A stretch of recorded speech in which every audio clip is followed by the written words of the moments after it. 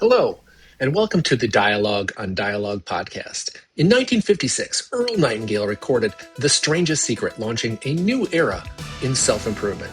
Over his lifetime, he created thousands of radio and audio programs exploring success, purpose, and meaning.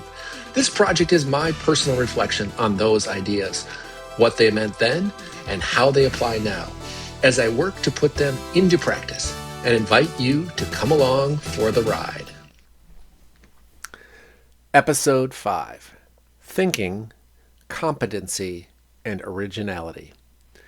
As Earl Nightingale reminds us, people don't need to be educated nearly as much as they need to be reminded.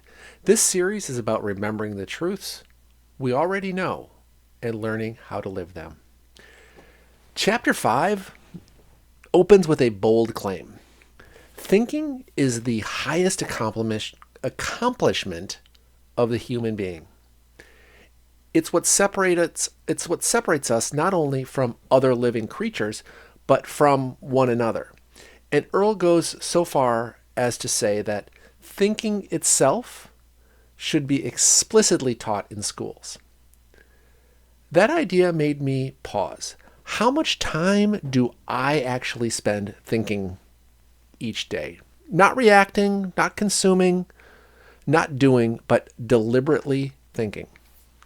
One hope I have for this project is that it forces me into more constructive thinking. And I've learned something about myself along the way. The best way for me to think is to pose a question, especially one I don't immediately know the answer to.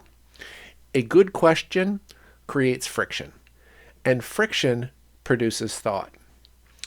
Earl introduces two types of thinking, convergent and divergent. Convergent thinking is about process and precision. It answers questions like, how do I make a cake? And what are the steps? What comes first? What comes next? Divergent thinking, on the other hand, involves people. It asks questions like, how do I get my coworkers to stop arguing about who leads the stinking project? There's no single correct answer, only better or worse approaches. For me, convergent thinking is often the most immediately rewarding. There's clarity, there's progress, and a clear sense of completion. But most of my real work, and probably most of yours, lives in the world of divergent thinking.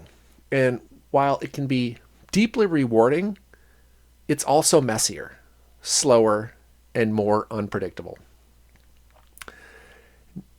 Next, we're going to talk about the competency, the foundation that this leads to the idea of competency, the C in Earl's core framework.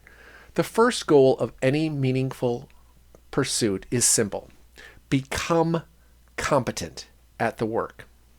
The fastest way to build competency is to learn more about the domain you're working in. That often means studying someone who has already doing, being, or having what you want. Here, Earl quotes one of his favorites, Henry David Thoreau, on writing. Write as well as you can and finish what you start. If you want to write like Thoreau, don't start by reinventing the wheel. You read what he wrote, you study his style, you emulate the qualities you admire, and most importantly, you finish what you begin. Next, Earl talks about the paradox of conformity. At first, the final idea in this chapter sounds like a contradiction. Earl warns against conformity. He reminds us that roughly 95% of the people go along with the herd because it's safe, it's easy, it's comfortable. Conformity, he argues, is the opposite of courage. So here's the question. If I'm emulating someone I admire, am I not conforming? The insight I took from this chapter is subtle but powerful. When you emulate someone who has done great work, you're not conforming, you are following the path of someone who has already refused to conform. They did the hard work of thinking independently, developing competency, and standing out. Emulating original thinkers is not conformity, it's apprenticeship. And once you achieve competency, something new becomes possible. You're no longer copying, you're creating. You can move into new territory, develop original ideas, and advance in ways that only you are capable of doing.